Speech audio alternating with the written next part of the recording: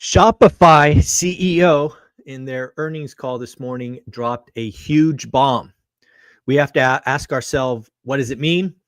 Is this unique? Is it coming? What did the CEO of Shopify say? He basically gave some rosy guidance, but then dropped this pearl. He said the tariff hit did not materialize. Now, if you step back and you ask yourself, what does Shopify sell? Where does this stuff Shopify sell come from?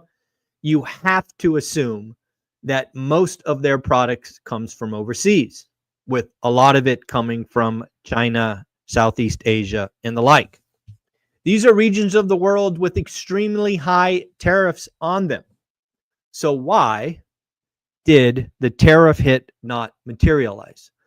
Well, I think there are several answers to that question, and we'll learn more as we go forward and more companies report. First and foremost, there may have been some buying ahead of time, right? Buy inventory, store it pre-tariff, but frankly, I don't think that holds water, at least for Shopify. Why? Because a lot of Shopify stores are really small creators, and they are not going to be the ones that have the cash flow statement, bank accounts to really pre-buy inventory.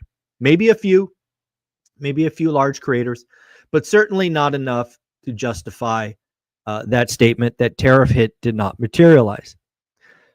I think it is far more likely that the supply chain ate it. What do I mean by that? Again, a Shopify store selling a t-shirt or a hat or something of that nature. There are several layers in that supply chain who may have chosen to eat the tariff. First, the person who makes the base t-shirt or the base hat. Then there's probably some value add organization that does the printing or the design or the this or the that. Then there are shippers. Maybe there's some supply chain efficiencies in shipping. And then there is maybe the online retailer themselves. So again, if you look at a t-shirt, which maybe has an starting cost of, I have no idea what a t-shirt costs, call it $7 for a blank. And then ultimately it becomes $39 at the end store. If each leg of the supply chain eats a portion of the tariff, the end consumer still has a $39 t-shirt. And this is what I think happened. This is why the CEO of Shopify basically said tariff hit did not materialize. Now, if that is true for most companies, and that is a big if, what does it mean? Well, it quite frankly means the Fed is afraid of their shadow. They are afraid of the boogeyman, like your kids in the closet, right? They think this big bad creature's in the closet. It's going to come get them when they sleep, and they ask to sleep in your bed. Shopify CEO is basically telling Jerome Powell, ain't no boogeyman, buddy. Get a flashlight. Go look. He ain't there. I don't know. I think we're going to have to wait and see some more big folks like, Home Depot, maybe Lowe's, things of that nature with some earnings coming up. But yeah, Shopify CEO dropped a bomb this morning, and hopefully the Fed is listening. Because again, why did they not cut? It was the fear of inflation. And if inflation is the boogeyman that never shows up, hello, time to get to neutral. All right, what else is going on? Let's go to Fed Kashkari. He was talking this morning. He's clearly laying groundwork for September cuts. Labor market is cooling. 2 rate cuts this year seem appropriate. Fed needs to respond to the slowing economy. The economy is clearly slowing. If inflation rises because of tariffs, the Fed could always pause or hike. This is a big deal. This is Kashkari basically saying, stop waiting, take action, help the economy, and whoops, if we are wrong and inflation spikes, you could always raise rates again. This is something that Jerome Powell has been very reluctant to do. He didn't want to cut and then potentially be wrong and raise again. Kashkari is saying, dude, the economy is slowing. We have to do something to help it out. Morgan Stanley is piling on the jobs revision. Remember, Goldman Sachs wrote an article over the weekend talking about not so bad since 1968. Well, Morgan Stanley did not relent. He said the recent job revisions are 4 to 5 times larger than the median since 1979. Either we are headed for a recession, and a recession quickly, or the jobs data collection is broken. To which I say, can both be correct? Can we be heading to a recession and the jobs data collection process is broken? I think it's not an either or. I think it is a both. Let's shout out somebody who joined school yesterday. Juan, thank you for joining school. We are now at 455 members. It's a powerful community of wealth builders, everyday wealth builders. Look forward to our Saturday conversation at 8 a.m.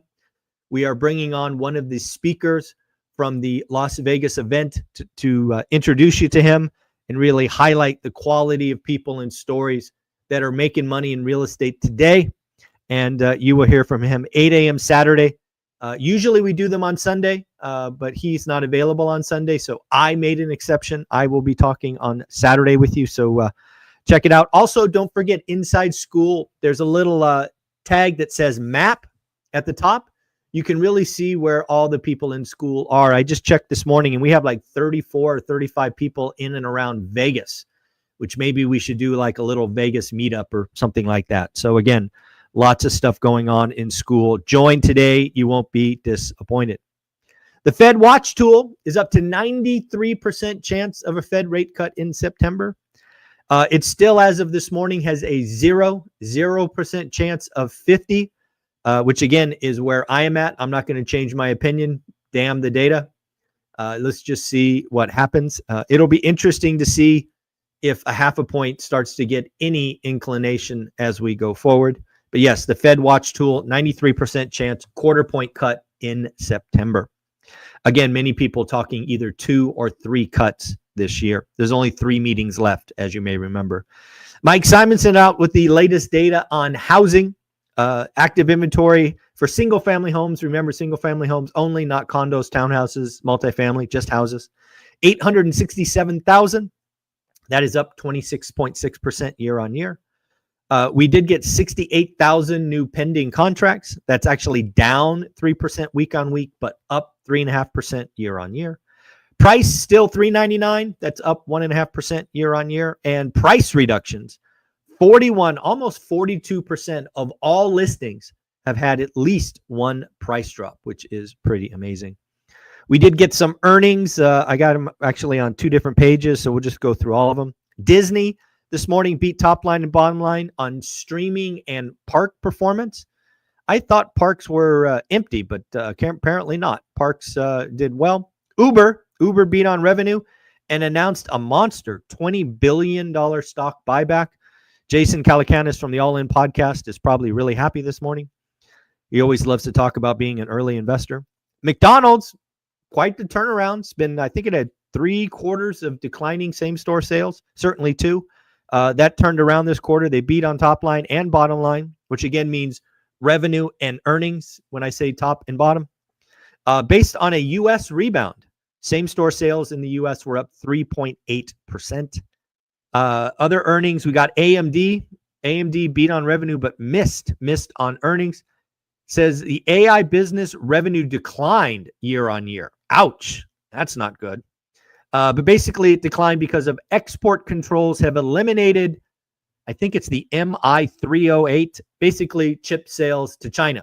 So one of their largest buyers is no longer a buyer, hence revenue went down year on year. Snap, once again, missed. It seems like they're always missing. Missed on global ARPU. Average revenue per user was expected to be $2.96, came in at 2.87. Open Door, look at Open Door.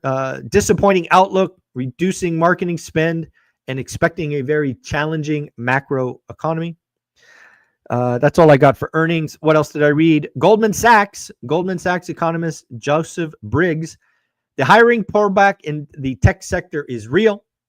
Unemployment for 20 to 30-year-old tech workers has jumped 3%. So again, folks coming out of college and whatnot seem to be getting replaced by AI at a quick and accelerated rate. Estimates, this one hurts. Estimates are that 6 to 7% of all workers could be replaced by AI. Wow. 6 to 7%. That's got to be 8-9 million jobs replaced to AI. Joseph Briggs, I would love to interview you and really talk about, okay, great. If we're going to lose 8 million jobs, again, I'm just making out that number. I didn't do the math. Don't you think there will be also new jobs created? And couldn't quite possibly be more new jobs created? Again, I don't know. I would love to have that discussion. Bank of America standing firm, even though I changed my opinion. Bank of America is saying, Zuber, you gave up too early. Bank of America economists believe the Fed will not cut rates in 25, even after the weak jobs number, because inflation will take longer to fall. Bank of America expects a series of rate cuts in 2026, to which I would tell Bank of America, you might want to reach out to the Shopify CEO, because I think he's telling you that this tariff boogeyman not showing up, at least not showing up in the worst case scenario. I certainly believe some things will go up, no question, but I think the fear of 40%, 10%, 9%, whatever it is, will not materialize. Goldman Sachs warns more large job revisions coming. Again, this is something that about 3.5-4 weeks away, we're going to get in what will be a September report for August, and it will include large revisions. So Goldman's saying, be careful. Tom Lee says the Fed is pivoting in real time. We are watching Fed presidents like Kashkari and Fed President Daly yesterday come out and basically say, yeah, we're cutting in September. So Tom Lee says full pivot is in the works. Jamie Cox of Harris Financial Group says Powell is going to regret holding rates steady this week.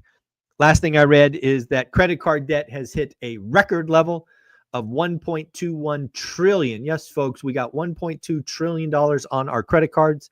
That is up 2.3%. That's all I got for you. Remember, folks, do me a favor. If you are coming to the Vegas event, I would really appreciate it if you bought your tickets early so we can sell that thing out. We can stock it full of ORaaT fans, because what will happen once Jason Hartman, Pace Morby, and others start marketing it, we're going to bring in a lot of new folks, and I have no ability to expand the list. This facility, if you've been there with me, is capped. We can only get so many people in there. So please buy your tickets early. Plus, if you buy them now, you can pay them off and then come out to the event in February, and it's all groovy. And of course, don't forget that Steadily is landlord insurance. If you are a landlord, you are undoubtedly getting hit by higher insurance like us. And every time a policy comes up for renewal, I go to the website, I put in the address, and I see if Steadily can help me. Sometimes they can, sometimes they can't, and that's okay. Folks, take care. We will be back tomorrow for the daily financial news. Have a good day.